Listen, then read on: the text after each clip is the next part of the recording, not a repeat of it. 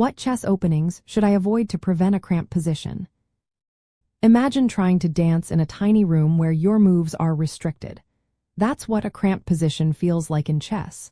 When your pieces have little room to breathe, it's tough to develop and attack. Some openings tend to lead to these tight spots if you're not careful. If you want your pieces to stay active and your game to flow smoothly, it's good to know which openings can cause problems. Openings like the French defense are popular, but they often create a pawn chain that blocks your light-squared bishop. This bishop can become a long-term weakness if you don't find a way to free it.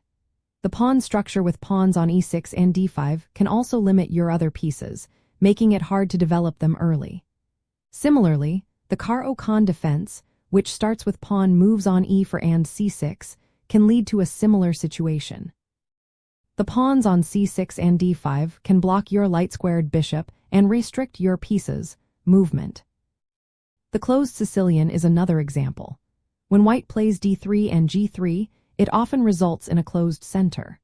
Both sides end up with limited space, and the game turns into slow maneuvering rather than quick attacks. The Colli system, used by white, also tends to lead to a rigid pawn structure with pawns on d4 and e3. This setup can make it hard for white to find active squares for their pieces, especially on the queen side. The king's Indian defense, while dynamic, can also cause cramped positions for black in the early game. Black allows white to build a big pawn center, which can restrict black's pieces behind the pawns. Unless black finds the right moment to strike with pawn breaks like f6 or c5, their pieces can stay stuck. The advanced variation of the French defense is another example. After white pushes e5, white gains space in the center, leaving black with a cramped position if they don't find effective pawn breaks. To avoid these cramped spots, focus on openings that keep the center open or semi-open. For example, playing e for e5 or d for d5 often leads to more room for your pieces to develop freely. Be cautious with early pawn moves like e6 or c6 unless you have a clear plan to free your bishops and knights. Avoid fixed pawn structures that block your pieces for too long. If you do choose an opening that can lead to a cramped position, learn the typical pawn breaks and plans to open up the game.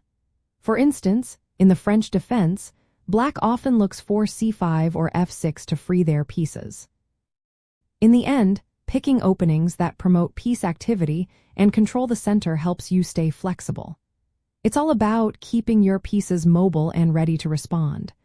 Avoid those openings that lock your pieces behind pawns or create tight spaces. Remember, a little planning in the opening can make a big difference in how your game unfolds.